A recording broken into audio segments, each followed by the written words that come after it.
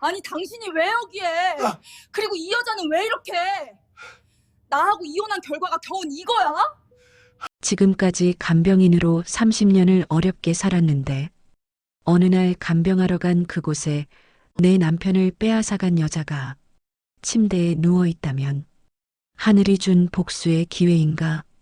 나의 선택은 사연 시작 전 구독과 좋아요를 눌러주시고 댓글 남겨주시면 영상 제작에 큰 힘이 됩니다. 감사합니다. 제 이름은 박서희입니다. 올해 65, 간병인으로 일한 지 벌써 25년이 흘렀습니다. 아침 6시면 어김없이 핸드폰 알람은 울렸고 저는 반사적으로 알람을 끄고 몸을 일으켰습니다. 25년을 반복해온 동작이었습니다. 좁은 원룸 창문 사이로 새벽 햇살이 스며들고 옷장 위에 먼지가 내려앉아 있었습니다. 일어나 거울을 보니 거기에는 주름진 얼굴, 희끗희끗한 머리, 그리고 처진 눈이 저를 바라보고 있었습니다. 거울에 비친 나를 향해 말했습니다. 박서희, 오늘도 힘내자. 또 하루를 살아야지. 세수를 하고 연두색의 간병인 유니폼을 챙겨가 가방에 넣었습니다. 25년간 입어온 저의 전투복이었습니다. 가방을 챙기려는데 핸드폰이 울렸습니다. 서희 선생님, 오늘 새 환자분 배정됐어요. 서울중앙병원 VIP 병동인데 까다로운 케이스라고 하더라고요. 괜찮으시지요? 간병인 파견업체 김 실장이었습니다. 네, 괜찮습니다. 몇 호실인가요? 1502호인데 환자분이 간경화 말기시래요. 보호자가 정성껏 모셔달라고 신신당부하셨어요. 알겠습니다. 지금 바로 출발하겠습니다. 대답하고 전화를 끊었습니다. VIP 병동, 간경화 말기, 까다로운 보호자, 익숙한 조합이었습니다. 그래, 어차피 다 똑같지 뭐. 지하철을 탔습니다. 마침 출근 시간이라 사람들로 가득했고 모두가 고개를 숙이고 스마트폰을 들여다보고 있고 어떤 이는 졸고 있었습니다. 저는 손잡이를 잡고 흔들리는 차체에 몸을 맡긴 채 창밖을 바라보았습니다. 스쳐 지나가는 풍경이 25년 동안 같은 길을 오갔지만 여전히 낯선 느낌이었습니다. 서울중앙병원에 도착했습니다. 1층 로비는 항상 환자와 보호자들, 의료진들로 혼잡했습니다. 엘리베이터를 타고 15층 버튼을 눌렀습니다. 15층 VIP 병동은 특유의 고요함이 복도를 감싸고 있었습니다. 일반 병동과는 확연히 다른 분위기였습니다. 넓은 복도, 고급스러운 인테리어, 분주히 오가는 간호사들. 1502호 병실문 앞에 섰습니다. 손을 들어 노크하려는데 왠지 가슴이 두근거렸어요. 이상하네. 뭐가 걸리지? 느낌이 좀 이상했지만 노크를 했습니다. 들어오세요. 낮은 보호자의 목소리가 들렸습니다. 문을 열고 들어갔습니다. 넓은 1인실이었습니다. 창가 쪽에 침대가 놓여 있고 환자는 눈을 감은 채 누워 있었습니다. 침대 옆에는 남편인 듯한 중년 남자가 앉아 있었습니다. 저기 오늘부터 자고 하는데 남자가 고개를 들었습니다. 그 순간 저는 호흡이 턱 하고 막히면서 시간이 멈춰서는 듯 했습니다. 서진? 이서진? 저의 전 남편이 지금 내 눈앞에 있었습니다. 30년 만이었습니다. 반백의 머리에 주름진 얼굴, 하지만 눈빛만큼은 여전했습니다. 서진도 한순간에 얼어붙었습니다. 그리고는 들릴 듯 말 듯 소리쳤습니다. 서희, 아니 당신이 어떻게 여기를... 그렇다면 침대에 있는 여자는? 침대 쪽으로 고개를 돌리는 순간 또 한 번 저는 얼어붙었습니다. 창백한 얼굴에 산소 마스크를 쓰고 있었지만 그 윤곽만큼은 한 번에 알아볼 수가 있었습니다. 최민휘? 이서진이 지금의 아내. 나에게서 남편을 빼앗아갔던 그 여자. 행복했던 나의 가정을 무너뜨리고 나의 삶을 무너뜨린 여자. 30년 전 이혼 통지서를 받던 그날이 파노라마처럼 눈앞을 스쳐 지나갔습니다. 5살 된 아들 준호를 안고 울던 그날. 시어머니의 차가운 그 목소리. 너 같은 여자는 우리 집안에 필요 없어. 너 때문에 우리 아들과 나 사이가 이렇게 된 거야. 소리쳤었습니다. 그리고 이서진 옆에는 민희가 승리자처럼 서 있었습니다. 그런데 그 여자가 지금 침대에 산소 마스크를 쓰고 누워 있습니다.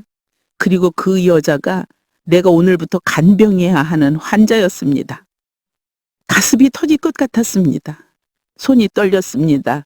숨이 막혔습니다. 도망쳐야 해. 지금 당장. 그러나 이상하게도 저의 발은 움직이지 않았습니다. 서진이 벌떡 일어나 제 앞으로 왔습니다. 서희, 아니, 당신이 어떻게 여기를... 무슨 소리예요? 저는 간병인으로 전화를 받고 왔습니다. 오늘부터 이 환자분을 담당하게 되었습니다. 제 목소리는 놀랍도록 차분했습니다. 25년간 감정을 숨기며 살아온 훈련의 결과였습니다. 서진이 창백한 얼굴로 말했습니다. 아니, 이건 다른 분을 배정받을 수는 없을까? 그건 환자와 보호자가 결정하실 문제입니다. 침대에서 희미한 목소리가 들렸습니다. 서진 씨, 누구야? 민희가 산소 마스크 너머로 저를 보고 있었습니다. 그 순간 우리 눈이 마주쳤습니다. 민희의 눈이 커졌습니다. 그녀도 저를 알아본 것입니다. 서희 씨, 박서희? 민희의 목소리가 떨렸습니다. 산소 마스크를 벗으려고 했지만 힘이 없었습니다. 저는 침대 옆으로 걸어가 간병인의 모습으로 차트를 들고 민희의 상태를 확인했습니다. 간경화 말기, 복수, 황달, 시한부였습니다. 죽어가고 있구나. 차트를 확인하는 순간 이상한 감정이 밀려왔습니다. 통쾌함? 아니었습니다. 복수의 희열? 그것도 아니었습니다. 그저 알 수 없는 공허함 같은 것이었습니다. 환자분, 편안히 누워 계세요. 제가 오늘부터 선생님을 도와드리겠습니다.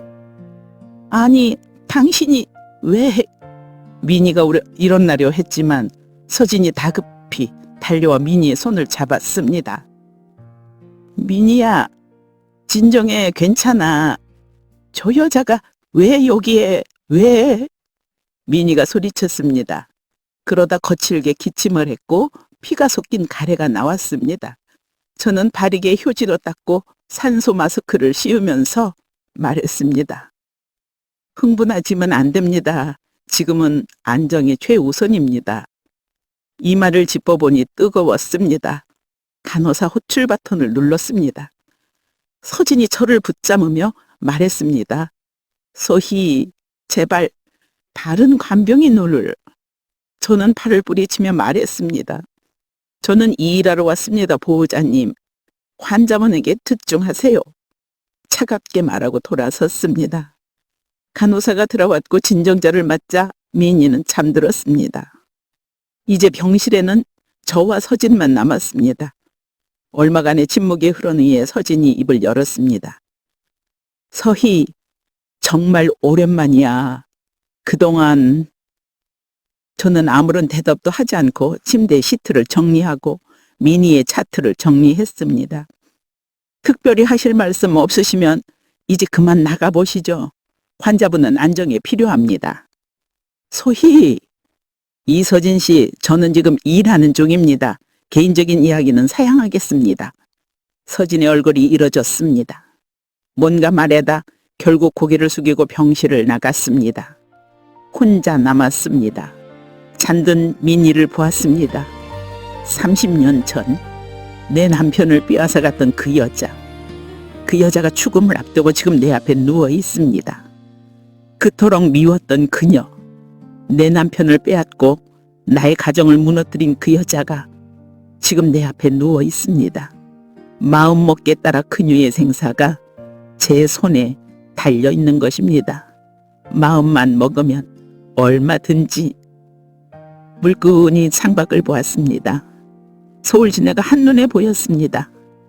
용서할 수 없는 여자인데, 그래서 죽이고 싶은 여자인데, 그런데 지금 나를 돌봐야 하는 간병인으로 만나다니, 이게 뭐야? 운명인가? 아니면 신의 장난? 가슴 속에서 뭔가가 뜨겁게 타올랐습니다. 30년간 사귀어온 분노, 억울함, 원망. 복수할 수 있어. 아무도 모르게, 자연스럽게. 간호사 호출 버튼만 누르지 않으면 지금이 기회야. 하지만 동시에 또 다른 목소리가 들렸습니다. 그런다고 뭐가 달라질까? 그 순간 핸드폰에 진동이 울렸습니다. 아들 준호가 보낸 문자였습니다. 엄마, 이번 주말도 바빠서 못 가요. 죄송해요. 차갑고 사무적인 짧은 문자. 준호야, 내가 엄마 하나 보고 30년을 버티며 살았는데 민희가 잠꼬대를 했습니다. 미안해. 민희 얼굴에는 눈물이 흐르고 있었습니다. 그 눈물을 보자 묘한 감정에 밀려왔습니다. 어쩌면 이 여자도 행복하지 않았을지 몰라. 아니, 생각하지 말자. 저 여자 때문에 내 인생이 무너졌어. 준호가 아버지 없이 자랐어. 저 여자는 나를 무너뜨린 내 적이야. 침대 옆 의자에 앉아 창밖을 보았습니다. 30년 만의 재회, 복수의 기회, 운명의 장난. 이 밤을 어떻게 견뎌낼까? 내일은 또 어떤 일이 기다리고 있을까? 창문 유리에는 서울의 야경과 저의 모습이 겹쳐 보였습니다. 첫날 밤 저는 병실 간이 침대에 누워 천장을 바라보았습니다. 잠이 오지 않았습니다. 30년 전 그날을 생각났습니다.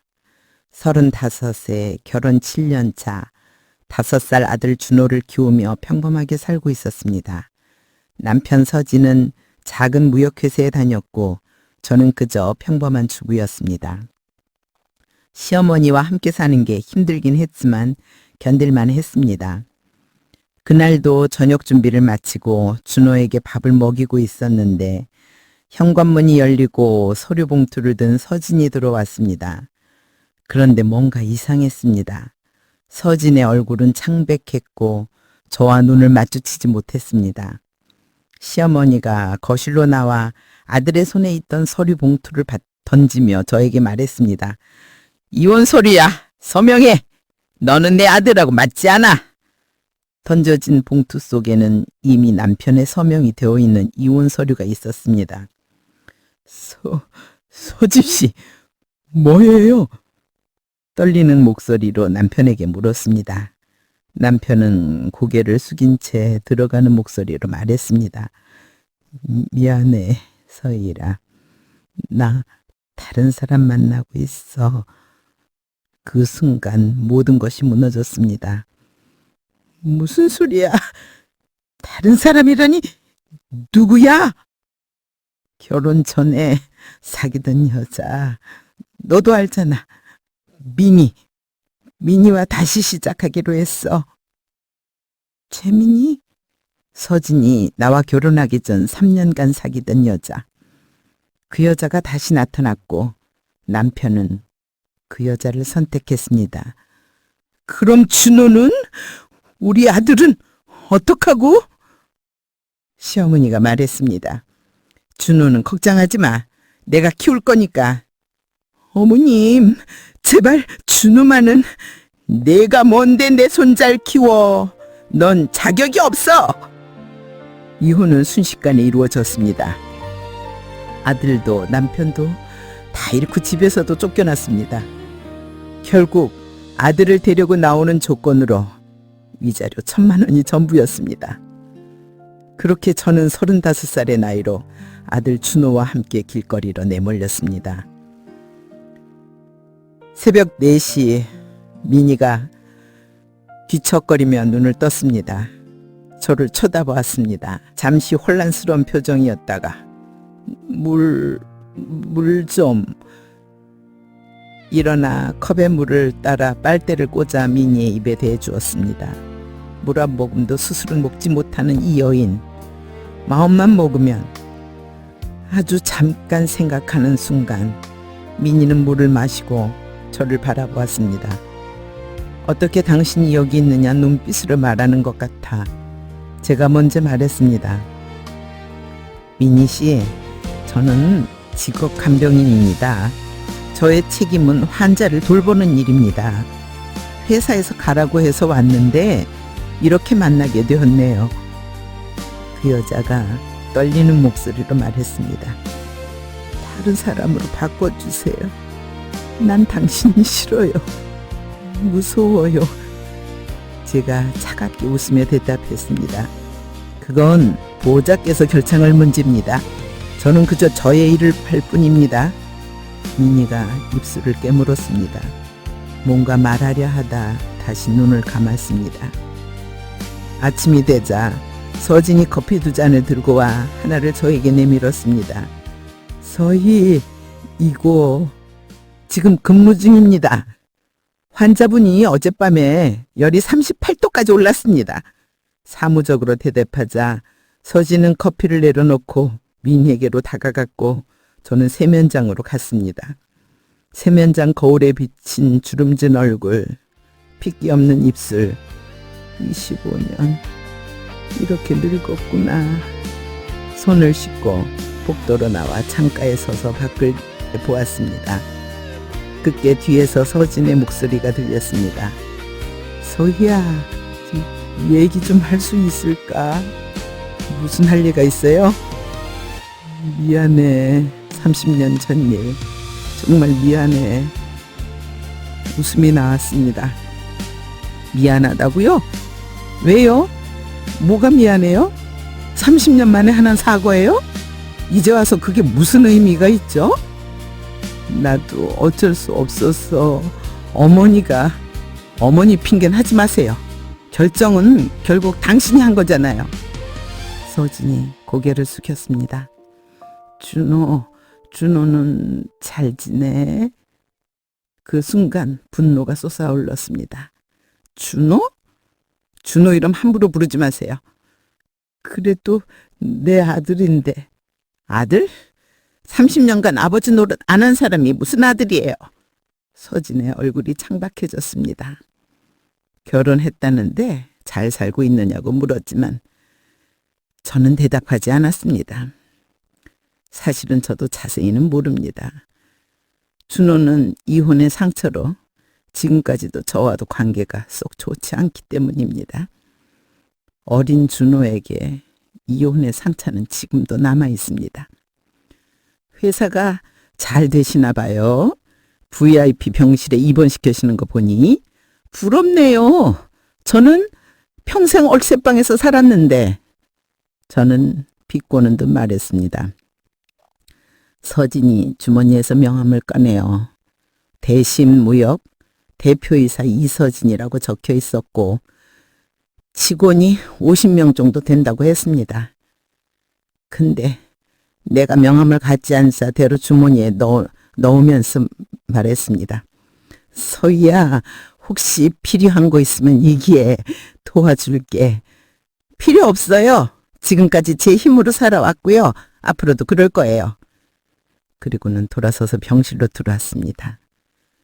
가슴이 뛰고 분노가 치밀어 올랐습니다. 대표이사, 직원 50명. 좋겠네. 나는 뭔데? 내가 왜 이렇게 됐어? 월세방에서 혼자 사는 간병인으로 아들에게 노예면 받는 늙은 여자. 왜 나만 이렇게 살아야 해? 분노와 증오, 억울함이 치밀어 올랐습니다. 그래, 복수하자. 스스로 죽게 내버려둘 순 없어. 지금이 기회야. 맘만 먹으면, 산속 마스크만 아주 잠깐만 빼면, 아니 열이 오를 때 간호사 어출만 안 해도 제대로 한 방 먹이자. 미니를 내려다보았습니다. 평화롭게 잠을 자고 있는 미니. 어쩔 수 없어. 너도 서진도 시어머니도 다 내 손으로 무너뜨려 주겠어. 주먹을 쥐었습니다. 30년의 분노가 다시 타올랐습니다. 새벽이 밝아왔습니다. 일어나 세수를 하고 거울을 보았습니다. 거울에는 달라진 눈빛, 결심한 사람의 분노의 눈빛은 나를 보고 있었습니다. 그래, 이제 정말 시작하는 거야. 병실 창밖으로 해가 떠올랐습니다. 새로운 하루, 복수를 준비할 하루. 그렇게 하루 이틀이 지나 일주일이 되었습니다. 겉으로는 보기에는 완벽한 간병인이었습니다. 식사를 챙기고 목욕을 시키고 약을 챙겨 먹이고 차트를 기록하고 성실한 모습을 보여야 했습니다. 하지만 제 속은 달랐습니다. 이번 기회에 민희와 서진 그리고 시어머니 모두를 복수하기 위해서는 철저한 준비가 필요했습니다. 서진은 매일 아침에 병원에 들러 민희와 이야기를 나누고 의사와 상담을 한 뒤 회사로 출근했습니다. 저는 간병을 하며 자연스럽게 저들의 대화를 들을 수 있었습니다. 민희가 회사는 괜찮냐고 물으면 서진은 중국 쪽 거래처 문제로 바쁘다고, 세무조사는 잘 넘어갔냐고 묻자 회계사가 잘 처리했다고 말했습니다. 그런데 어느 날 대화 가운데 세무조사라는 말에 제 귀가 번쩍 뛰었습니다. 세무조사? 그러면 무슨 문제가 있나. 어머니가 치매가 점점 심해지고 요양비가 한 달에 500만 원이라 만만치가 않다는 얘기도 했습니다. 민희는 가끔 약 기운 때문인지 알 수 없는 말을 중얼거렸습니다. 미안해. 서희 씨, 미안해. 서진 씨, 왜 날 사랑하지 않아? 엄마, 나 아기가 갖고 싶어. 측은하게도 들렸지만 그래도 나를 무너뜨리고 우리 가정을 무너뜨렸잖아. 동정 따위 필요 없어. 하며 다시 다짐했습니다. 어느 날 서진이 민희에게 서명 받을 게 있다고 하며 서류를 내밀었습니다. 강남에 있는 아파트를 파는 부동산 계약서였습니다. 서류를 보며 민희가 꼭 팔아야 하냐고 하자 서진은 회사 자금이 필요해서 그렇다고 조금만 지나면 더 좋은 집을 살 수 있다고 말했습니다. 민희가 떨리는 손으로 서명하는 것을 보며 회사에 문제가 생겼구나 하는 것을 직감으로 알 수 있었습니다. 주말에 민희와 단둘이 있었는데 민희가 물을 달라고 했습니다.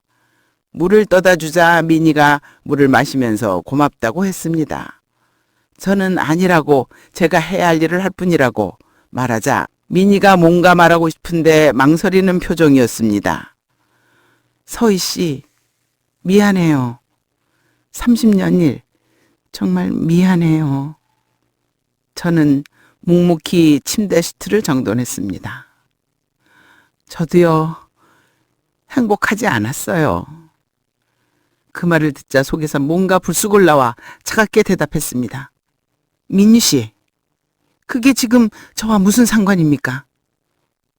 죄송하지만 저는 민희 씨의 과거에 관심 없습니다. 민희가 눈물을 흘렸습니다. 사실 서진 씨는 나를 사랑한 적이 없어요. 한 번도. 나 혼자 서진 씨를 사랑했지. 30년을 같이 살았지만 서진 씨 마음속엔 항상 당신만 있었어요. 손이 멈췄습니다. 민희를 쳐다봤습니다. 무슨 소리예요? 당신 때문에 내가 이혼을 당했는데? 민희는 시어머니도 자기를 미워했다고 늘 제 얘기를 하면서 서희는 이랬는데 서희는 저랬는데 하면서 비교했다고, 자기는 그저 대체품이었다고, 저를 대신하는 존재였을 뿐이라고 흐느꼈습니다. 가슴이 먹먹했습니다. 이게 무슨 소린가? 자기들이 나를 버리고 민희를 선택했는데 그럼 왜 지금까지 그 자리에 있었냐고 물었습니다. 싫으면 떠나지 그랬냐고. 민희는 갈 곳이 없었다고, 의지할 곳이 없었다고 대답했습니다. 그래서 남의 남편을 뺏은 거냐고 목소리를 높였습니다. 당신 때문에 제 인생이 망가졌고 아들과의 관계도 다 비뚤어지고 30년을 밑바닥 인생으로 살았다고 소리쳤습니다. 민희는 미안하다고, 정말 미안하다는 말을 반복했습니다. 미안하다고 하면 다냐고, 미안하다고만 하면 30년이 돌아오냐고. 온몸이 떨렸습니다.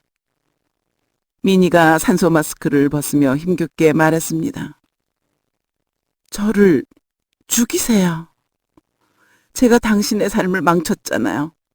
어차피 저 죽을 거잖아요. 3달도 안 남았다는데. 제 스스로 죽게 내버려 두지 마시고 차라리 당신 손에 죽고 싶어요. 그러면 당신은 복수했으니 후련하고 나는 또 죄책감에서 해결되고. 충격이었습니다. 들킨 것 같아 무서웠습니다. 심호흡을 했습니다. 그리고는 제 스스로에게 말했습니다. 진정하라고, 진정하라고. 그리고는 말했습니다. 죽이긴 누굴 죽이냐고.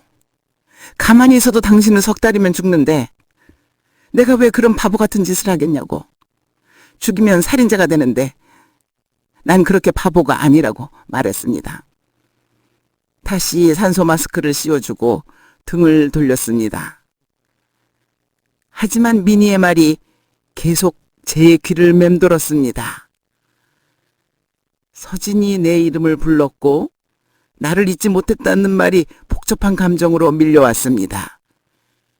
오후가 되어 서진이 과일 바구니를 들고 와서는 저에게 주었습니다. 저는 단호하게 필요 없다고 거절했습니다. 그런데 그 순간 대담한 생각이 떠올랐습니다. 그래, 이용하자. 정보를 얻자. 표정을 조금 풀었습니다. 저에게 뭘 원하세요? 하고 서진에게 물었습니다. 나 너한테 진심으로 미안해. 30년 일 정말 미안하다고 하면 다해요? 뭘 해주면 될까? 돈이라도 주시게요? 서진이 당황하며 뭐든지 말해보라고 했습니다. 돈은 됐고 아버지로서 아들 준호를 어떻게 생각하냐고 물었습니다. 서진의 얼굴이 이내 어두워지며 준호가 자기를 미워한다고, 만나주지도 않고 전화도 안 받는다고 했습니다. 너무도 당연한 일입니다. 아버지라고는 하지만 30년 동안 외면했으니까요. 회사는 어떻게 할 거냐고, 준호한테 회사를 물려줄 생각은 없냐고 물었습니다. 서진이 깜짝 놀라며 왜 갑자기 회사 얘기를 하냐고 되물었습니다. 그냥 궁금해서 그렇다고. 아들 하나 있는데 누구한테 물려줄지 궁금해서 그렇다고 대수롭지 않게 말했습니다. 아까 보니 아파트도 판다고 하던데 회사가 힘드냐고 물었습니다. 서진이 당황하며 무슨 말을 하라고 했지만 괜찮다고. 전 관심 없으니까 설명 안 해도 된다고 그냥 한번 해본 설이라고 했습니다. 그리고는 일어나 민희의 차트를 확인했습니다. 서진은 난찬 표정으로 서서 조심스럽게 물었습니다. 서희야, 너 뭐 하려는 거야? 무슨 말씀이세요? 회사 얘기는 왜 물어보고 준호 얘기는 왜 갑자기? 미소를 지으며 말했습니다. 아무것도 아니에요. 그냥 궁금해서요.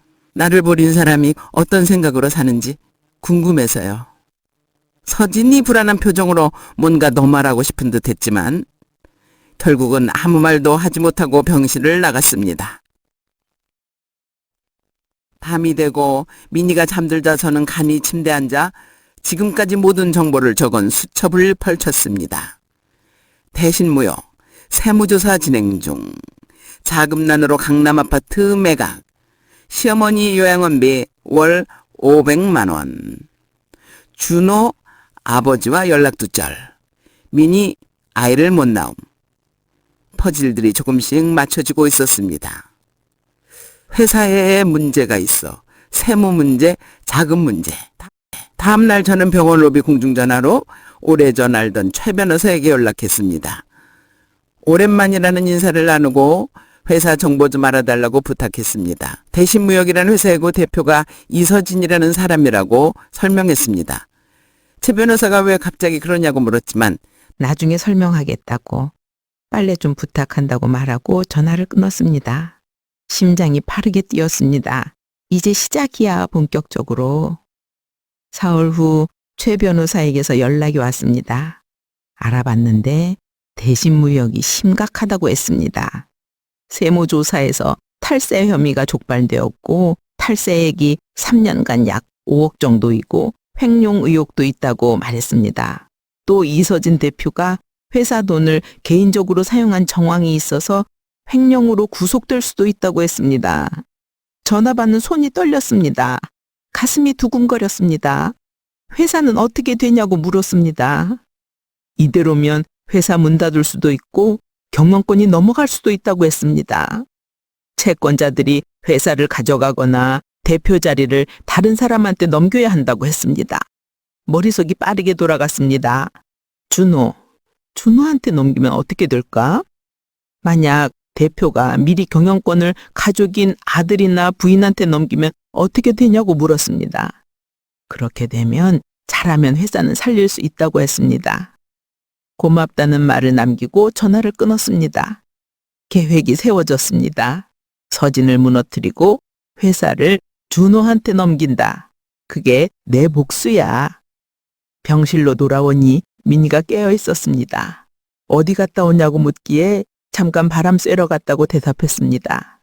민희가 저를 빤히 쳐다보며 말했습니다. 서희 씨, 뭔가 계획하는 게 있으시지요? 심장이 철렁했습니다. 들켰나? 무슨 말씀이세요? 아무렇지도 않은 듯 되물었습니다. 표정이 달라지셨어요.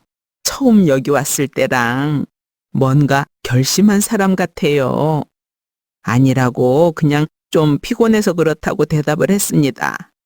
그러나 민유는 저를 뚫어지게 보며 알듯 모를 듯한 미소를 지으며 물었습니다.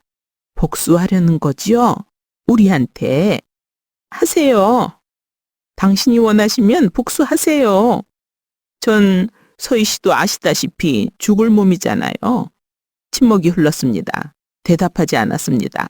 민희가 눈을 감으며 중얼거렸습니다. 당신만이라도 후련해졌으면 좋겠다고. 저는 말없이 창밖을 바라보았습니다. 서울 야경이 펼쳐져 있었습니다. 정말 복수하면 후련해질까? 솔직히 잘 모르겠습니다. 하지만 멈출 수는 없었습니다. 이미 시작했으니까요. 핸드폰을 꺼내 준호에게 문자를 보냈습니다. 아빠 회사에 대해 엄마가 할 말이 있어. 꼭 좀 만나자. 이번엔 답장이 빨리 왔습니다. 아빠 회사?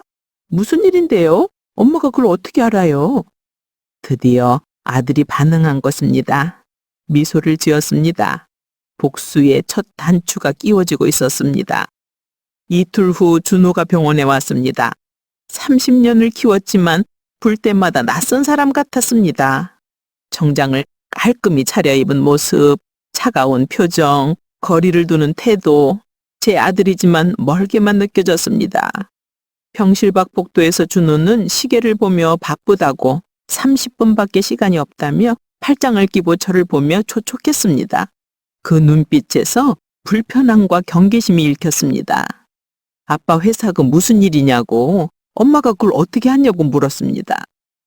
천천히 설명했습니다. 내가 지금 간병하고 있는 환자가 아버지의 아내라고 우연히 여기서 일하게 됐다고 말했습니다. 준호의 얼굴이 굳어졌습니다. 뭐라고요? 엄마가 채민이를 간병하고 있다고요? 준호가 한숨을 쉬었습니다. 어떻게 이런 일이 있냐고 너무 기가 막히다고 중얼거렸습니다. 회사 얘기를 꺼냈습니다. 아빠 회사가 지금 심각한 상황이라고. 세무조사에서 탈세가 적발되었고 횡령 의혹도 있다고 말했습니다. 준호가 놀란 표정으로 저를 봤습니다. 그걸 어떻게 하냐고 확실한 거냐고 물었습니다. 변호사를 통해 확인했다고 틀림없다고 대답했습니다. 준호가 미간을 찌푸렸습니다. 아버지 회사가 망하든 말든 자기와 무슨 상관이냐고 차갑게 되물었습니다. 가슴이 아팠습니다. 하지만 참았습니다.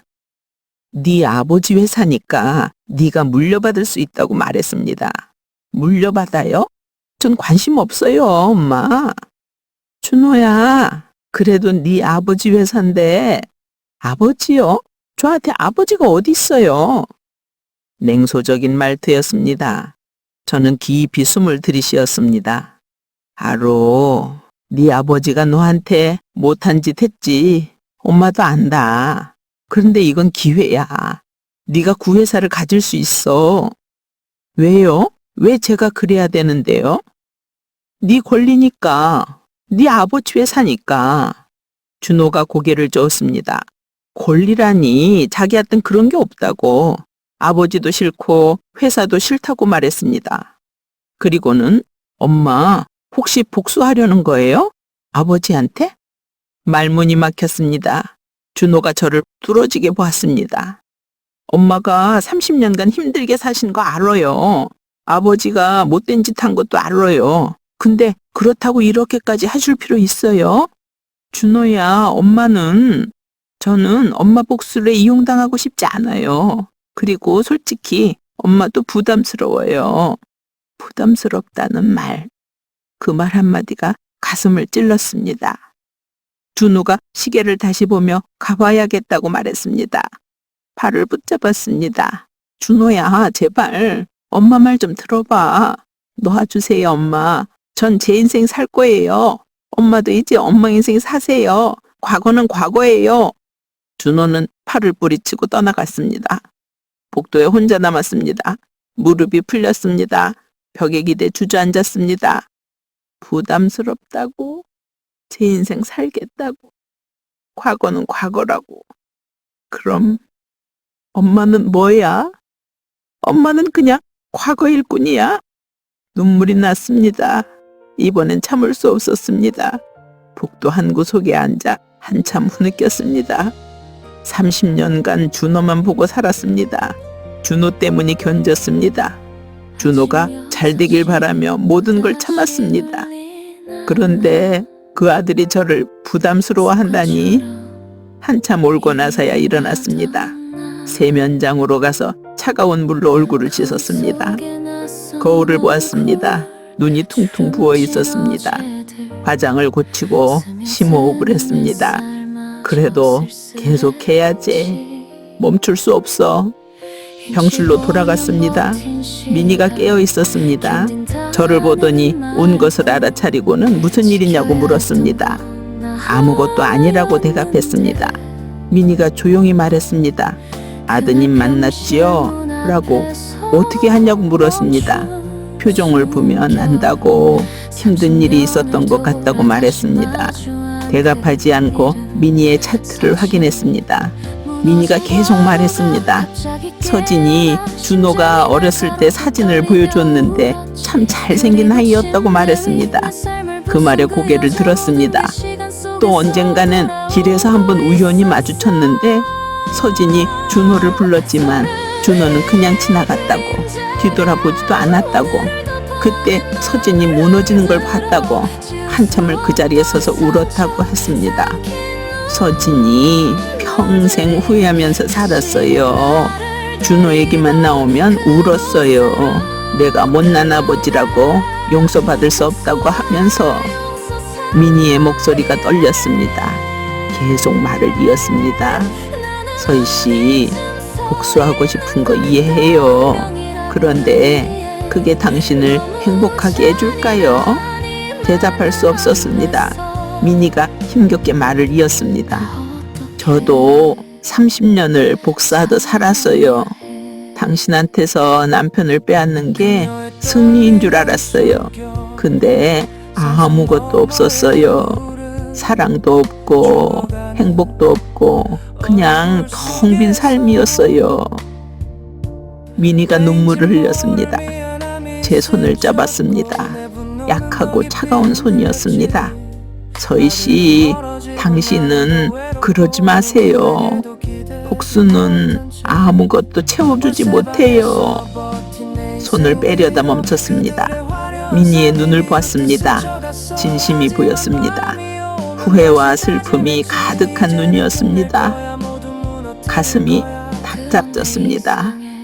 그날 밤 잠이 오질 않았습니다. 미니의 말이 계속 제 귓전을 맴돌았습니다. 복수는 아무것도 캐워주지 못한다.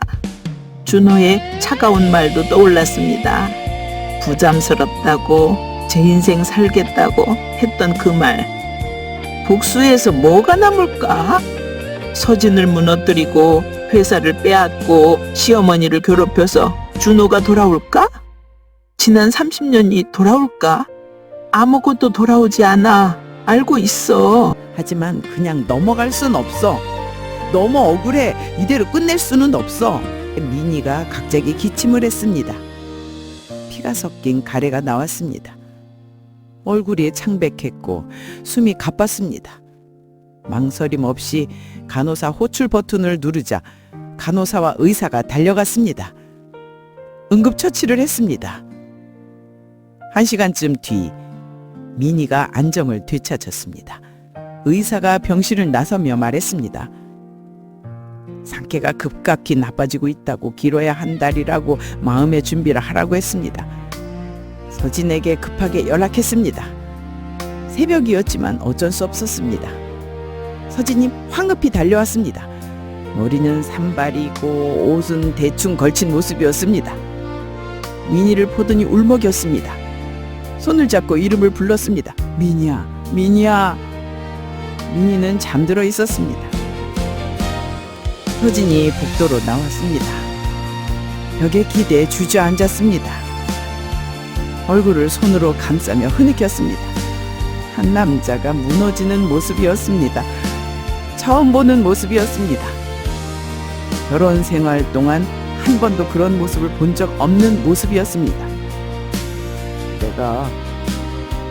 내가 뭘 한 거지? 모든 걸 망쳤어. 다 망쳤어. 혼자 중얼거렸습니다. 서희도, 미니도, 준호도, 어머니도 모두 불행하게 만들었다고, 다 자기 잘못이라고, 자기가 나약해서 그렇다고 자책했습니다.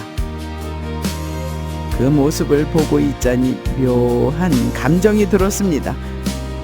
이 사람도 역시 불행했구나 하는 생각. 아니야, 동정하면 안 돼. 이 사람 때문에 내 인생이 망가졌어. 고개를 저었습니다. 서진을 그냥 두고 병실로 들어갔습니다. 며칠이 지났습니다. 미니의 상태는 더 나빠졌습니다. 의식이 오락가락했습니다. 서진은 회사도 안 가고 병실을 죽였습니다. 시어머니도 휠체어를 타고 왔습니다.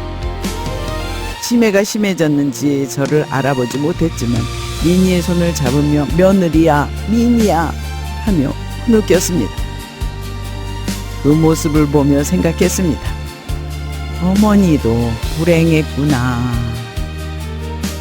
서진도, 미니도, 어머니도 아무도 행복하지 않았어. 그럼 대체 나는, 그리고 저 사람들은 뭘 위해 이렇게 산 거지? 복잡한 감동이 얽혀들었습니다. 어느 날 저녁 미니가 잠깐 정신을 차렸습니다. 저를 보자 손짓으로 가까이 오라고 했습니다. 가까이 갔더니 미니가 제 귀에 대고 속삭였습니다. 서희씨, 죄송하지만 부탁이 있어요. 말씀하세요. 저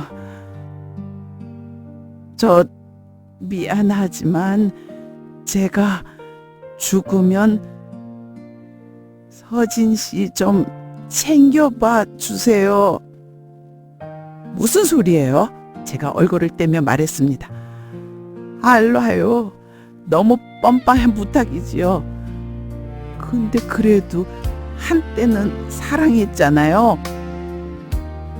미워하셔도 괜찮아요. 그렇지만 그냥 죽게 내버려 두지만 말아주세요. 미니는 다시 잠들었습니다. 저는 자리로 돌아와 앉았습니다. 한때는 사랑했잖아요.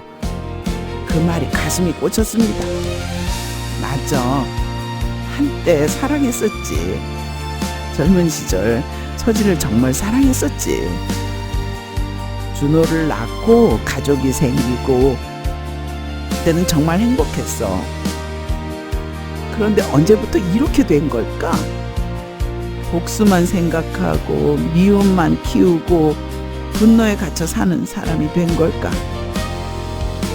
이게 내가 원했던 삶일까? 창밖에는 언제부턴가 비가 내리고 있었습니다. 가을비였습니다. 차갑고 쓸쓸한 빗소리가 창을 두드렸습니다. 마음이 무거웠습니다. 이미 계획은 준비되었고 서진을 무너뜨릴 수 있는 증거도 모았습니다. 그런데 꼭 그렇게 해야 할까? 정말 복수만이 답일까? 혼란스러웠습니다. 나도 모르게 확신이 흔들리기 시작했습니다. 미니의 상태는 더욱 나빠졌습니다. 의식이 거의 없었습니다. 인공호흡기를 24시간 달아야 합니다. 의사는 이제 며칠 안 남았다고 했습니다. 서진은 며칠을 면도도 안 하고 제대로 먹지도 않고 미니의 손만 잡고 앉아 있었습니다. 시어머니도 매일 요양원에서 보호사와 함께 휠체어를 타고 왔습니다. 치매가 심해져서 대부분의 시간을 멍하니 있었지만 가끔 정신이 또렷해질 때면 며느리야 며느리야 하며 미니의 손을 잡고 울었습니다. 어느 날 오후 서진이 잠깐 회사에 갈 일이 생겨 병실을 나갔습니다. 시어머니와 저 그리고 잠든 미니만 병실에 남았습니다. 시어머니가 미니를 바라보며 중얼거렸습니다. 미안하다고, 내가 미안하다고, 다 내 탓이라고. 저는 창가에 서서 밖을 보고 있었는데 시어머니가 서희야, 서희야 하며 제 이름을 불렀습니다. 돌아봤습니다. 시어머니가 저를 보고 있었는데 눈빛이 달랐습니다. 치매로 흐릿하던 눈이 또렷해져 있었습니다. 정신이 돌아온 것 같았습니다. 가까이 오라고 손짓했습니다. 다가갔습니다. 서희야, 네가 서희지? 네, 어머님 서희예요. 서희야, 미안하다. 내가 정말 미안하다. 정말 처음 듣는 사과였습니다. 30년 만에 처음 듣는 말이었습니다.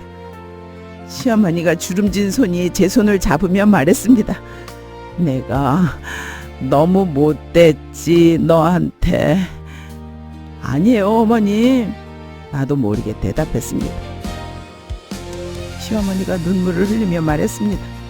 자기가 미니에게 서진을 유혹하라고 시켰다고, 그래서 이혼하게 만들었다고. 숨이 멎은 것 같았습니다.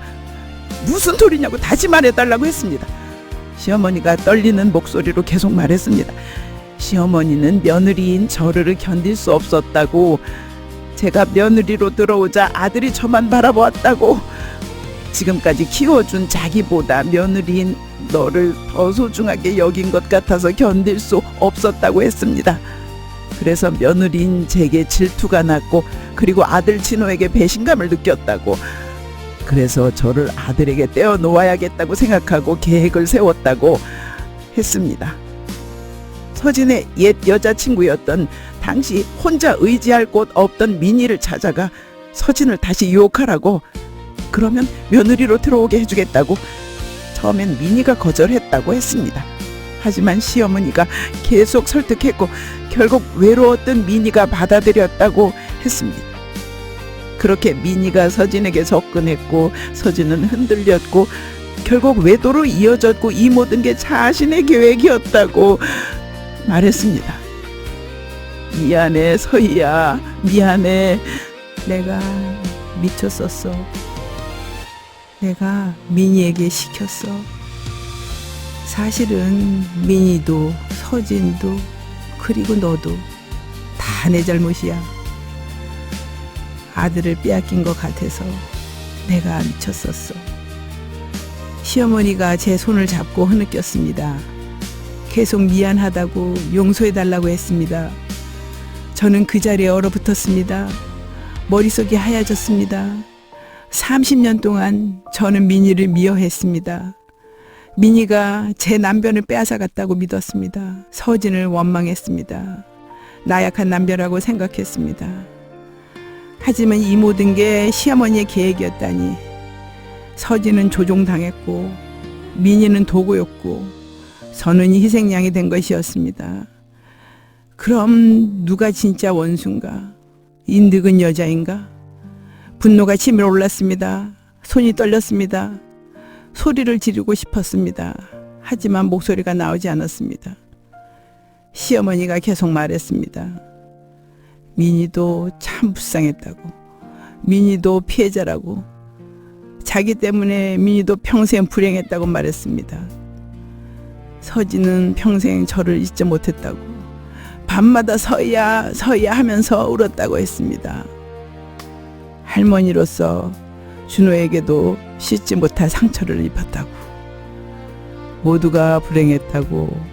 이 모든 것이 다 당신 탓이라고 했습니다. 죽어도 용서받지 못할 거야. 나는 시어머니가 고개를 떨구었습니다. 그리고는 시어머니는 다시 치매 상태로 돌아가는 것 같았습니다. 눈빛이 흐릿해졌습니다. 며느리야 며느리야 하며 민희를 찾았습니다. 방금 전 고백은 기억하지 못하는 것 같았습니다. 자리에서 일어나 복도로 나왔습니다. 다리에 힘이 풀렸습니다. 나도 모르게 주저앉았고 말았습니다. 30년 동안 쌓아왔던 모든 것이 무너지는 것 같았습니다. 내가 그토록 미워했던 사람들, 민희, 서진, 그들도 피해자였어. 진짜 원수는 따로 있었다니. 이상했습니다. 분노가 치솟아야 하는데 모든 것이 텅 빈 듯한 느낌만 들었습니다. 30년 동안 누군가를 미워하며 살았는데 그게 다 잘못된 거였다니. 그럼 내 30년은 뭐였지? 30년 동안 허공을 향해 주먹질한 것이었나? 화장실로 갔습니다. 세면대에 물을 받아 얼굴을 씻었습니다. 거울을 봤습니다. 창백한 얼굴, 흐트러진 머리, 울지도 못하는 표정. 이게 나야. 65세를 살아온 박서희야. 핸드폰이 울렸습니다. 변호사였습니다. 서희씨, 대식무효건인데요. 검찰이 이번 주 안에 이서진 대표를 소환될 거래요. 서희씨 듣고 계세요? 네, 들었어요. 그래서 어떻게 할 거예요? 준호 씨한테 경영권 넘기는 거 추진할까요? 대답할 수 없었습니다. 조금만 생각할 시간을 달라고 말하고 전화를 끊었습니다. 병실로 돌아왔습니다. 시어머니는 졸고 있었고 민희는 여전히 잠들어 있었습니다. 창가에 서서 서울 시내를 내려다봤습니다. 수많은 사람들과 차량이 분주해가고 있었습니다. 나는 지금 뭘 하고 싶은 걸까? 복수인가? 정의구현인가? 아니면 그냥 인정받고 싶은 건가? 내가 무가치한 존재가 아니었다는 걸 증명하고 싶은 건가? 잘 모르겠어. 하나도 모르겠어. 혼자 중얼거렸습니다. 저녁이 되어서야 서진이 피곤한 얼굴로 돌아왔습니다. 잠자는 민희를 보더니 안도하는 표정을 지었습니다. 서진이 저에게 다가와 말했습니다. 서희야, 고마워. 민희를 잘 돌봐줘서 정말 고마워. 오해하지 마세요. 저는 간병인으로 돈 받고 당연히 해야 할 일을 하였습니다. 아니야, 너니까 가능했어. 다른 사람이었으면 이렇게까지 못했을 거야. 서진이 의자에 앉았습니다. 얼굴을 손으로 감싸며 숨을 쉬었습니다. 아무래도 회사가 망할 것 같아. 2주에 검찰에 출두하래. 어쩌면 구속될 거야. 다 내 잘못이야. 지나치게 욕심을 부렸어. 회사 키운답시고 이제 다 끝이야. 서진이 고개를 들어 저를 봤습니다. 서희야, 준혜한테 미안하다고 전해줘. 못난 아버지가 미안하다고. 당신이 직접 하세요. 아버지잖아요. 준호가 만나주질 않아. 전화도 안 받고. 그래도 직접 하세요. 그게 아버지가 할 일이에요. 서진이 고개를 끄덕였습니다. 그리고는 민희의 손을 잡고 중얼거렸습니다. 미안하다고, 사랑한다고, 처음부터 제대로 하지 못해서 미안하다고. 그 모습을 보며 생각했습니다. 이 사람도 평생 고통 속에 살았구나. 어머니에게 조종당하고 죄책감이 시달리고 사랑하는 사람들 다 잃어버리고. 이 사람도 불쌍한 사람이야. 미워해야 하는데 미워할 수가 없었습니다. 밤이 깊었습니다. 서진은 민희 곁에서 졸고 저는 간이 침대에 앉아 있는데 시어머니 고백이 머릿속을 맘돌았습니다. 모든 게 자신의 계획이었다고. 민희도 서진도 피해자라고. 그럼 나는 누구를 미워해야 하나? 시어머니를 미워해야 하나?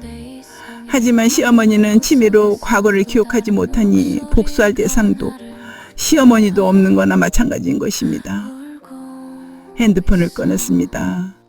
제 변호사에게 문자를 보냈습니다. 변호사님, 대식민 여건 잠시 보기해 주세요. 조금 더 생각할 시간이 필요합니다.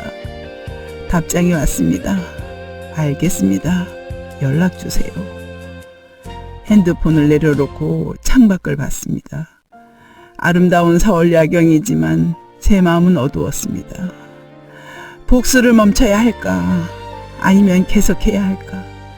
진실을 알았는데도 복수를 할 수 있을까? 민희의 말이 떠올랐습니다. 복수는 아무것도 채워주지 못해요. 맞는 말 같았습니다. 복수를 해도 30년은 돌아오잖아. 준호도 돌아오지 않아. 행복도 오지 않아. 그럼 뭘 해야 하지? 이대로 그냥 끝내야 하나? 모든 걸 용서하고 잊고 살아야 하나? 그게 정말 가능할까? 민희가 신음했습니다. 다가가 산소 포화도를 확인하고 링거를 체크했습니다. 민희의 얼굴은 평화로웠습니다. 고통도 괴로움도 없는 표정이었습니다. 이 여자도 곧 떠나겠지. 그럼 이렇게 모든 게 끝나는 건가? 복수할 기회도 모두 사라지는 건가? 한숨을 쉬었습니다. 모르겠어. 정말 모르겠어. 무엇이 옳은지, 무엇을 해야 하는지. 65년을 살았지만 이 순간만큼은 길을 잃은 것 같았습니다. 새벽이 밝아왔습니다. 결정을 내려야 했습니다. 복수인가? 용서인가? 어느 길로 가야 할까? 그렇게 또 사흘이 지났습니다. 민희의 상태는 더욱 악화됐고 의사는 오늘 내일이라고 했습니다. 서진은 병실을 떠나지 않고 며칠간 씻지도 못하고 제대로 먹지도 못한 채 민희의 손만 잡고 있었습니다. 그날 아침 검찰에서 서진에게 오후 2시까지 출두하라는 연락이 왔습니다. 서진은 전화를 받자 무너졌습니다. 어떻게 하면 좋냐고, 민희가 이런데 어떻게 가냐고 울먹거렸습니다. 하지만 어쩔 수 없었습니다. 가지 않으면 강제 연행될 것입니다. 서진이 민희의 손을 잡고 속삭였습니다. 민희야, 미안해. 금방 갔다 올게. 조금만 기다려. 반응이 없었습니다. 서진이 일어서며 민희를 잘 부탁한다고, 자기가 없는 동안 잘 지켜달라고 했습니다. 걱정 말라고, 제가 있으니까 괜찮다고 대답했습니다. 서진이 고맙다는 말을 남기며 병실을 떠났습니다. 서진의 뒷모습이 너무나도 불쌍했습니다. 병실에는 이제 저와 민희만 남았습니다. 무서우리만큼 너무 고요했습니다. 인공호흡기 소리와 심장 박동기 소리만 규칙적으로 들렸습니다. 민희 얼굴은 창백했지만 평화로웠습니다. 오후가 되어 핸드폰이 울렸습니다. 준호였습니다. 준호가 먼저 전화를 걸다니 급히 받았습니다. 준호의 목소리가 떨렸습니다. 지금 병원이냐고 물었습니다. 무슨 일이냐고 묻자 아버지가 구속됐다고 말했습니다. 순간 숨이 멈추는 듯 했습니다. 구속이라니. 검찰에서 연락이 왔는데 횡령이랑 탈세 혐의로 보석도 안 된다고 했다는 것입니다. 이거 엄마가 신고한 거냐고 물었습니다. 아니라고. 준호는 믿지 않는 것 같았습니다. 거짓말이라고. 알면서 막지 않은 것도 같은 거라고. 실망이라고. 정말 실망이라고 말했습니다. 아무리 아버지가 잘못했어도 이렇게까지 할 줄은 몰랐다고 했습니다. 준호야, 오해야 라고 말하는 순간 됐다고. 이제 연락하지 말라고. 엄마도 이제 엄마 인생 살라고. 자기도 이제 엄마 없이 살 거라고 말했습니다. 준호야, 준호야 하고 불렀지만 전화는 이미 끊겨 있었습니다. 다시 걸어보았지만 받지 않았습니다. 또 걸었지만 여전히 받지 않았습니다. 수신 거절을 한 듯 했습니다. 손에 힘이 풀리며 핸드폰을 바닥에 떨어뜨렸습니다. 저는 무너졌습니다. 그 자리에 주저앉았습니다. 준호가 날 오해하고 있어. 내가 아버지를 신고했다고 오해하고 있어. 아버지에게 복수했다고 믿고 있어. 아니야. 나는 아무것도 안 했어. 그냥 알고만 있었을 뿐이야. 혼자 속으로 변명했지만 준호 말이 맞았습니다. 알면서 막지 않은 것도 같은 거였습니다. 제가 최 변호사에게 조사를 부탁했고 정보를 모았고 복수를 계획했습니다. 비록 실행은 하지는 않았지만 이미 준비는 다 했습니다. 그러는 사이 시간이 지났고 검찰이 움직였고 서진은 구속됐습니다. 내 잘못이야. 내가 이렇게 만든 거야. 복수를 꿈꾸며 시간을 낭비하는 동안 모든 게 무너졌어. 서진도 준호도 모두 잃었어. 소리내어 울었습니다. 민희가 누운 병실에서 바닥에 주저앉아 목 놓고 울었습니다. 65년을 살며 이렇게 많이 울어본 적이 없었습니다. 눈물이 멈추지 않았습니다. 한참을 울고 나서야 정신을 차렸습니다. 일어나 세수를 했습니다. 거울을 봤습니다. 망가진 얼굴이 보였습니다. 이게 나야. 복수를 꿈꾸다 모든 걸 잃은 여자. 민희의 침대로 갔습니다. 민희는 여전히 잠들어 있었습니다. 손을 잡았습니다. 차갑고 약한 손이었습니다. 민희 씨, 당신 말이 맞았어요. 복수는 아무것도 채워주지 못해요. 라고 속삭였습니다. 민희는 아무런 대답이 없었습니다. 그저 가만히 숨을 쉬고 있을 뿐이었습니다. 다 망쳤어요. 아들도 잃고 모든 것도 다 잃었어요. 눈물이 다시 흘렀습니다. 미안해요. 당신한테도 미안해요. 30년 동안 미워했는데, 근데 당신도 피해자였는데 라고 말해 주었습니다. 차가운 민희의 손을 두 손으로 감쌌습니다. 따뜻하게 만들어주고 싶었습니다. 저녁이 되어 서진이 돌아올 시간이었지만 오지 않았습니다. 구속됐으니 올 수 없었습니다. 민희는 이렇게 혼자 죽음을 맞이해야 하는 걸까? 그건 너무 가혹했습니다. 저녁 7시 민희의 호흡이 약해졌습니다. 산소 포화도가 급격히 떨어졌습니다. 급히 의사가 와서 확인하고 고개를 저었습니다. 의사가 시간이 없다고 보호자에게 연락하라고 했습니다. 서진에게 연락했습니다. 당연히 구치소에 있기에 연결이 불가능하지만 그래도 문자라도 남겨놓아야 하기 때문입니다. 시어머니에게 연락을 하자 요양원 보호사가 어르신 상태가 안 좋아서 못 오신다고 했습니다. 준호에게도 전화를 했지만 받지 않았습니다. 준호야, 최민희 씨가 위독해. 마지막일지도 몰라. 제발 와줘. 라고 문자를 날렸지만 답장이 없었습니다. 이제 병실에는 민희와 단둘이 남았습니다.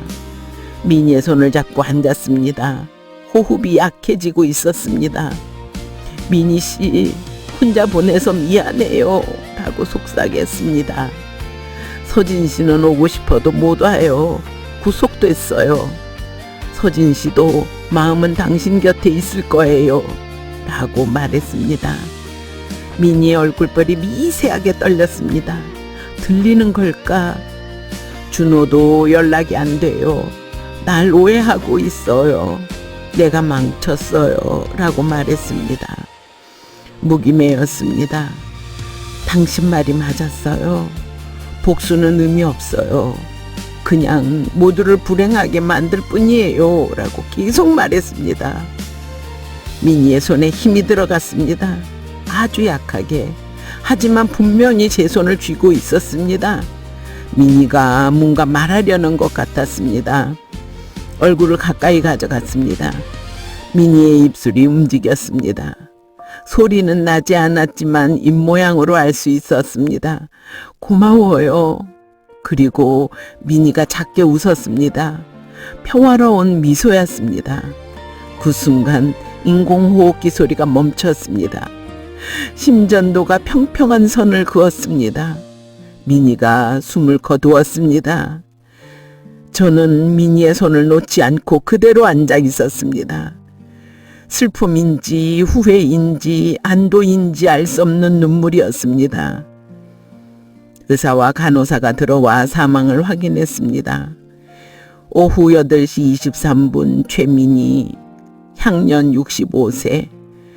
조용한 죽음이었습니다. 혼자 민희의 시신 옆에 앉아 있었습니다. 창밖은 어두웠습니다. 서울의 불빛들이 반짝거리고 있었지만 병실 안은 조용했습니다.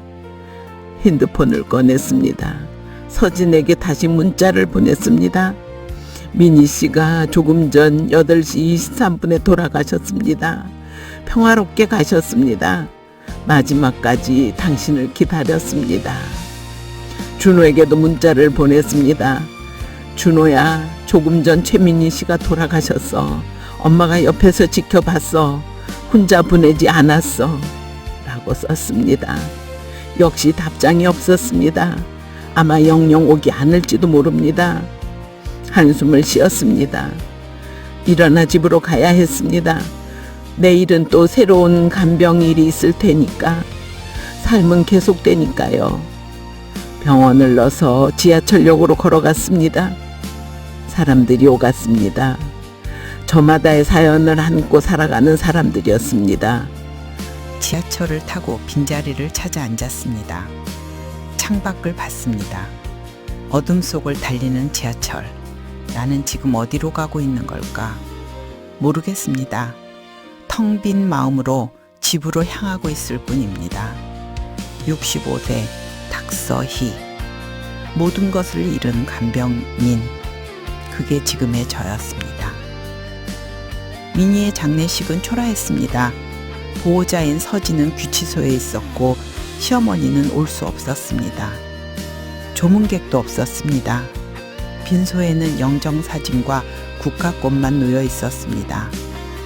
저만 장례식장에 남았습니다. 나만이라도 지켜야 했으니까요.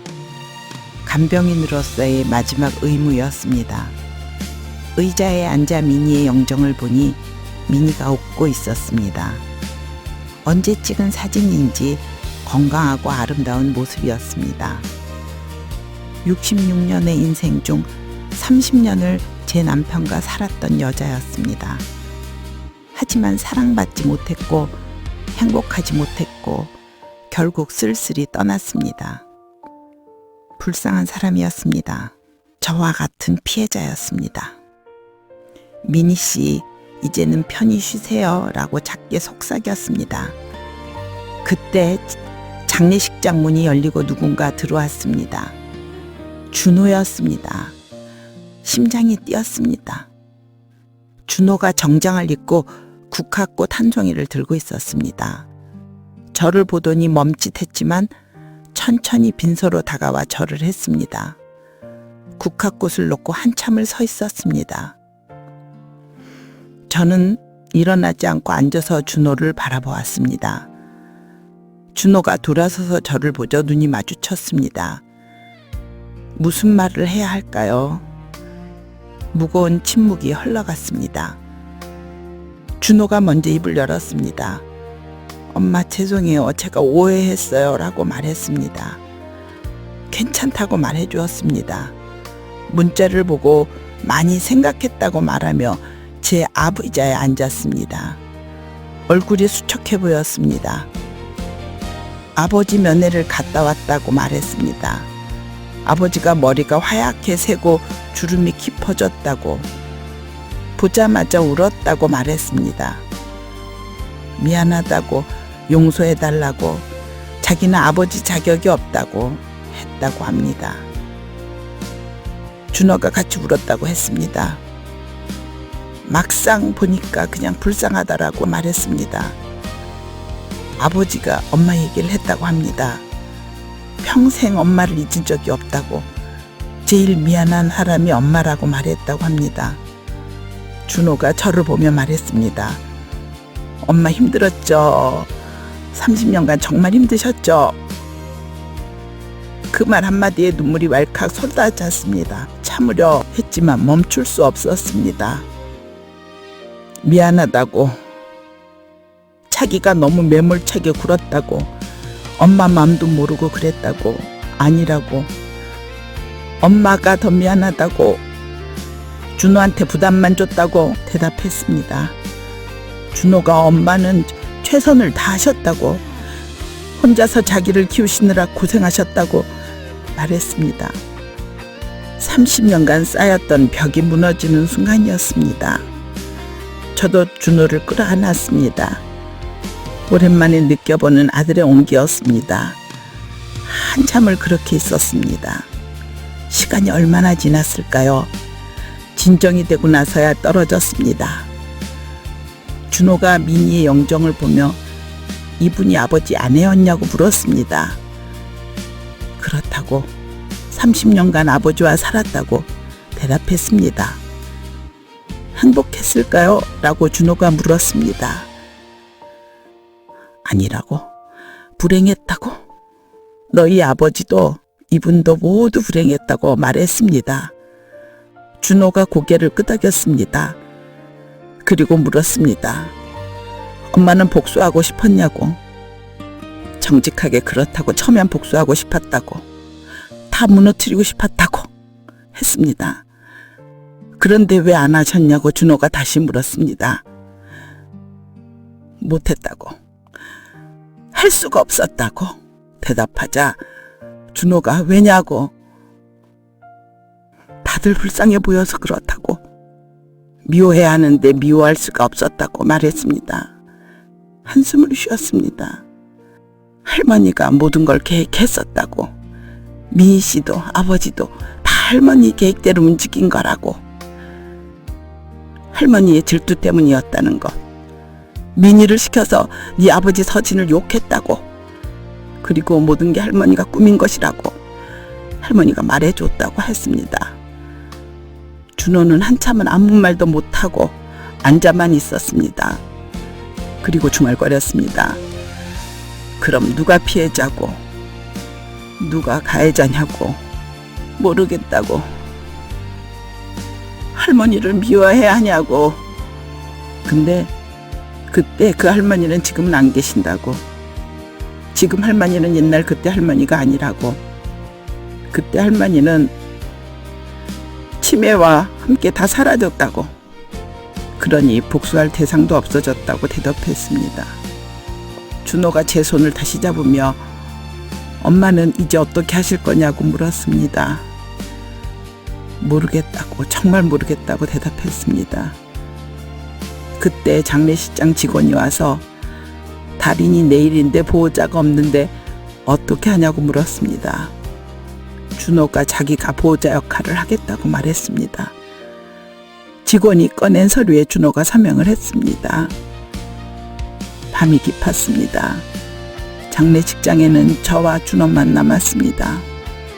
나란히 앉아 민희의 영정을 봤습니다. 침묵이 흘렀습니다. 준호가 아버지 회사를 어떻게 할까요? 제가 회사를 맡을까요? 라고 조심스럽게 물었습니다. 모르겠다고. 네가 원하냐고 되물었습니다. 잘 모르겠지만 그냥 무너지게 두는 것보다는 나을 것 같아요. 아버지가 평생 일궈온 거니까 라고 준호가 말했습니다. 그래, 힘들지만 아버지가 평생 일궈온 회사니 네가 열심히 해 일으켜봐라. 그리고 아버지가 다시 나오시면 그때 같이 하면 좋겠다고 했습니다. 엄마는 이제 뭐 하실 거냐고 물었습니다.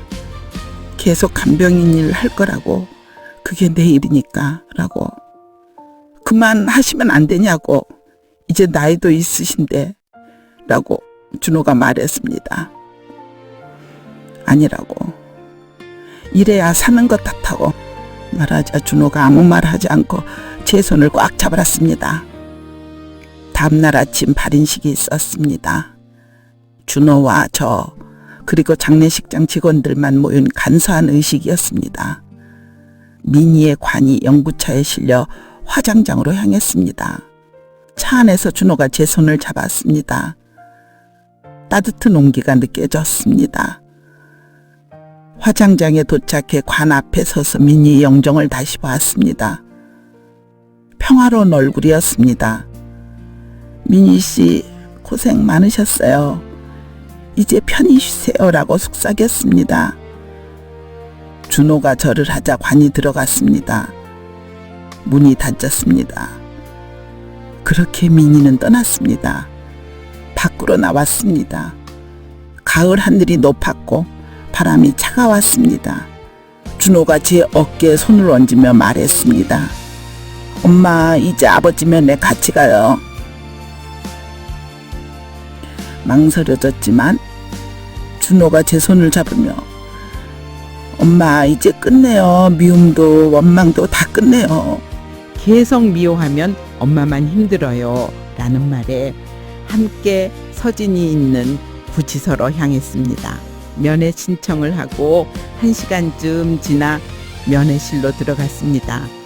유리 너머로 서진이 앉아 있었습니다. 서진의 얼굴이 많이 수척해 보였습니다. 저를 보더니 순간 얼어붙었습니다. 준호가 수화기를 들었습니다. 서진도 유리 너머로 수화기를 들었습니다. 아버지, 장례 잘 마쳤어요. 그래, 고생했다. 고맙다. 엄마가 끝까지 옆에 계셨어요. 라고 준호가 말하자 서진의 눈에서 눈물이 흘러내렸습니다. 준호가 수화기를 제게 건네줬습니다. 서진의 목소리가 들렸습니다. 서희씨, 미안해. 고마워. 정말 고마워. 그리고는 아무 말도 하지 못했습니다. 서진씨, 저도 미안해요. 서진이 놀라며 말했습니다. 아니야, 당신이 미안해 할 것 없어. 아니라고. 내가 30년 동안 당신을 미워했다고. 복수하고 싶었다고. 그런데 이제 그만하려고 한다고 말했습니다. 30년 동안 가슴에 가두어두고 용서하지 못했는데, 잊지 않으려고 꼭 잠가두었는데 이제 다 놓아주기로 했다고. 이제 잠겨진 열쇠를 열고 다 풀어놓아주기로 했다고 했습니다. 그것 때문에 불행했는데 이제 그만하고 싶다고 말했습니다. 서진이 고개를 숙였습니다. 어깨가 떨렸습니다. 울면서 고맙다고, 정말 고맙다고 말했습니다. 준호가 회사 자신이 맡으면 좋겠다는 이야기도 했습니다. 서진이 고개를 끄덕였습니다. 아버지 나오실 때까지 어떻게든 잡고 있을게요. 나오시면 다시 저와 함께 시작해요. 인생 아직 안 끝났잖아요. 라고 말을 했습니다. 서진이 눈물을 닦고 저를 다시 봤습니다. 서희야, 행복해라. 제발 이제부터라도 행복해라. 라고 말했습니다. 당신도요. 좀 조심하세요. 라는 말을 하며 수화기를 내려놓았습니다. 준호가 일어나 크게 절을 했습니다. 이소진도 같이 고개를 숙였습니다. 면회실을 나오며 깊게 숨을 들이쉬었습니다. 가슴이 뻥 뚫린 것 같았습니다. 30년간 짊어졌던 무거운 짐을 내려놓은 기분이었습니다. 준호가 제 팔을 잡으며 괜찮냐고 물었습니다. 응, 괜찮다고, 이게 맞는 것 같다고 대답했습니다. 후회 안 하냐고 물었습니다. 아니라고, 벌써 했어야 하는데 늦은 것 같다고 말했습니다. 준호가 웃었습니다. 오랜만에 보는 아들의 환한 웃음이었습니다. 엄마, 점심 먹고 갈까요? 라고 물었습니다. 그래, 뭐 먹을래? 라고 되물었습니다. 뭐든지 먹자. 오늘은 무엇을 먹어도 맛있을 거야. 팔짱을 끼고 걸었습니다. 어머니와 아들이 30년 만에 걷는 길이었습니다. 하늘에는 구름 한 점 없이 맑았고 상쾌한 가을바람이 불었습니다. 복수하지 않았습니다. 용서했습니다. 아니, 용서라기보다는 놓아줬습니다. 그것이 제가 선택한 길이었습니다.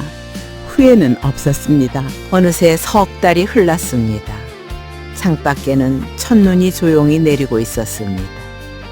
저는 새로운 환자를 돌보고 있습니다.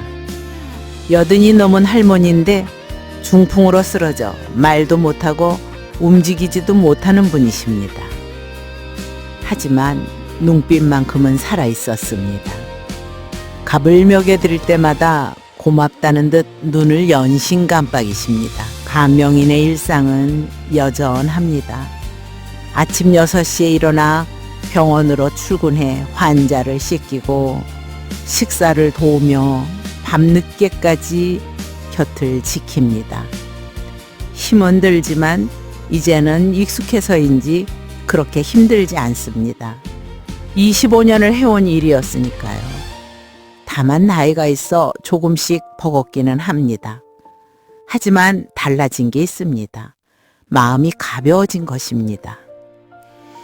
그동안 무겁게 짊어져지고 있던 30년간의 복수심이라는 무게를 내려놓으니 걷는 것도 숨 쉬는 것도 한결 편해졌습니다. 점심시간 휴게실에서 샌드위치를 먹고 있는데 핸드폰이 울렸습니다. 요즘 준호는 일주일에 한 번은 꼭 전화를 했고 한 달에 2번은 만났습니다. 준호가 이번 주말에 같이 외식하고 아내도 보여주겠다고 합니다. 며느리를 만난다는 말에 가슴이 따뜻해졌습니다. 준호가 저를 이제 가족으로 받아들인다는 뜻이었습니다.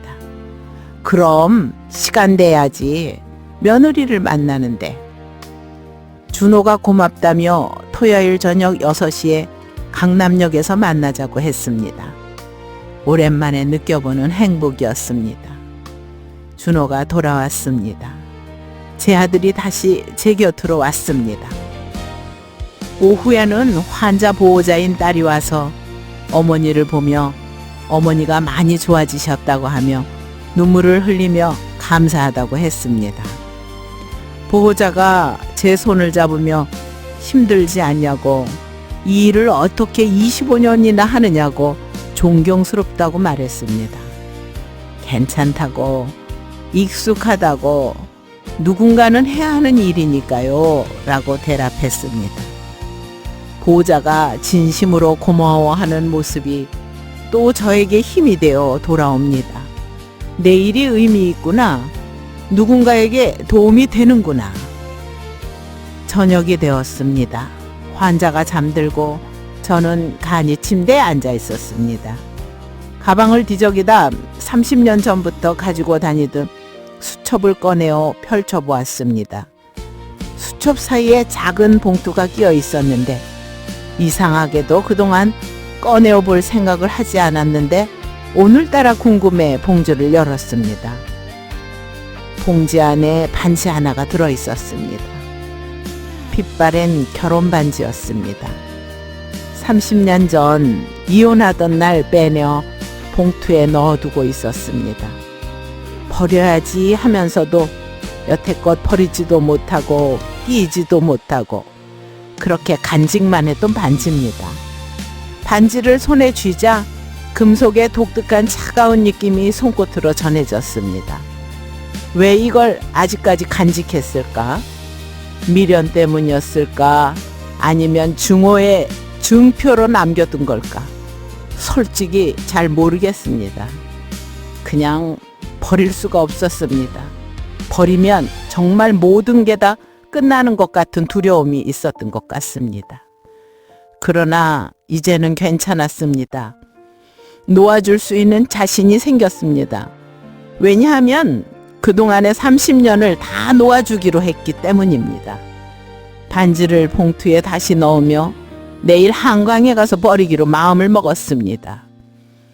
그날 밤 꿈을 꾸는데 미니가 화안하게 웃으며 저에게 손을 흔들었습니다.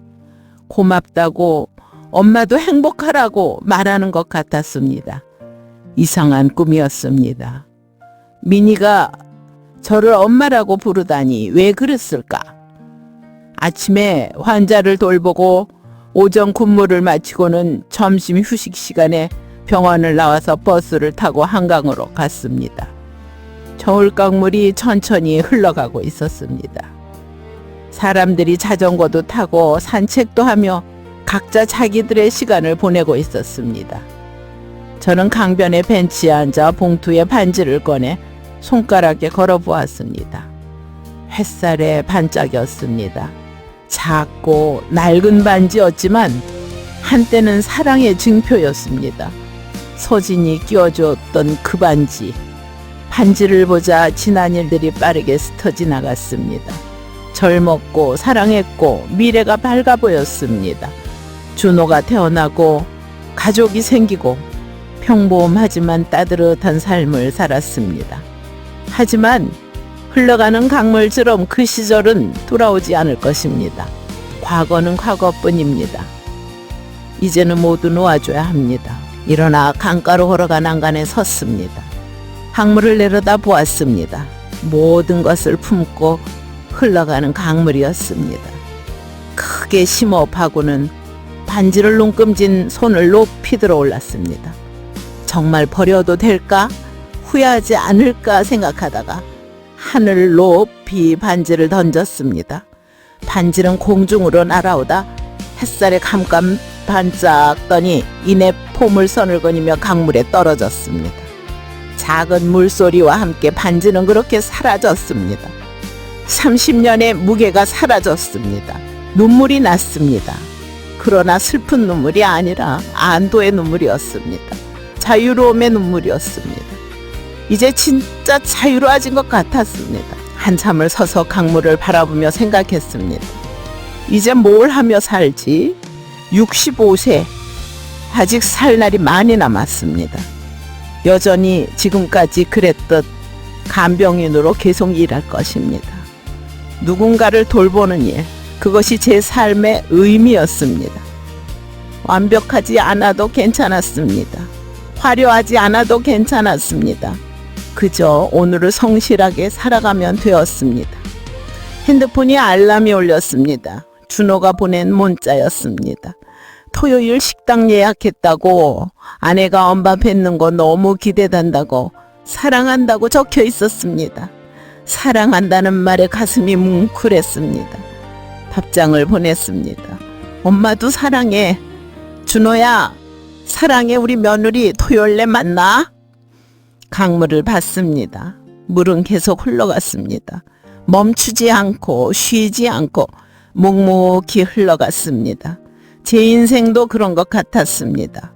벤츠로 돌아와 샌드위치를 꺼내 먹었습니다. 복수하지 않은 게 잘했습니다. 용서하기를 잘했습니다.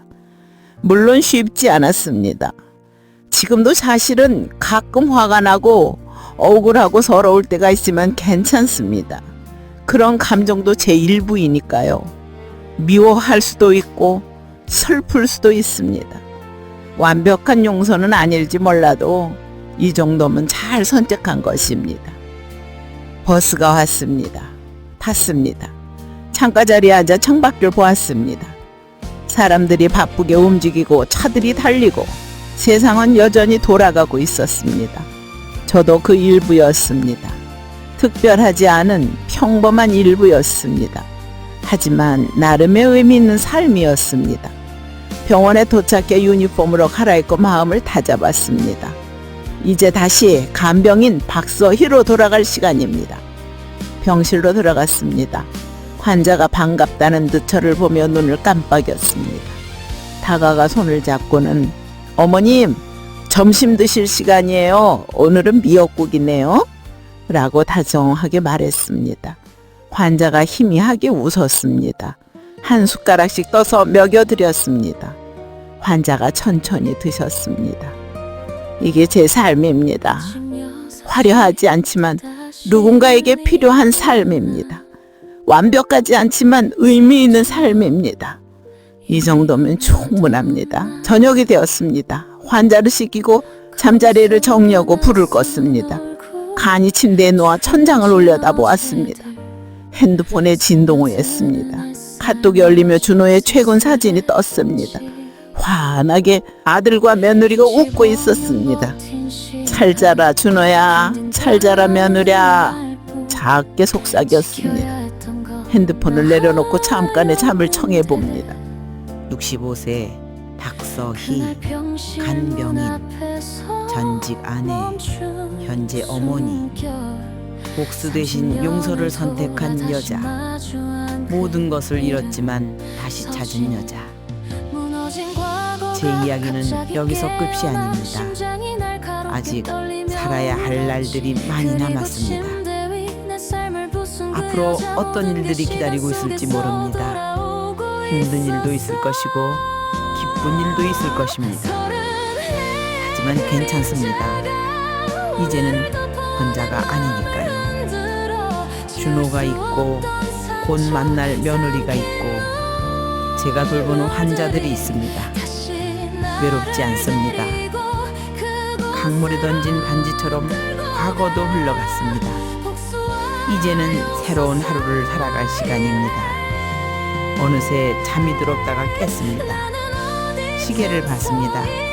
새벽 5시. 곧 아침이 올 것입니다. 창밖으로 동이 트고 있었습니다. 어둠이 걷히고 빛이 스며들며 새로운 하루가 시작되고 있었습니다. 세수를 하고 유니폼을 정리하고 준비를 했습니다. 오늘도 환자를 돌볼 것입니다. 오늘도 제 일을 할 것입니다. 거울 속에 주름진 얼굴, 흰 머리, 피곤한 눈이지만 평온했습니다. 더 이상 분노로 일그러지지 않았습니다. 더 이상 증오가 보이지 않았습니다. 미소를 지어 보았습니다. 그랬더니 거울 속 제가 따라 웃었습니다. 박서희, 오늘도 힘내 라고 스스로에게 말했습니다. 거울 속 박서희도 역시 나를 보고 힘내라고 말을 했습니다. 그리고 병실 문을 열고 나갔습니다. 새로운 아침이 밝았습니다. 저는 계속 살아갈 것입니다.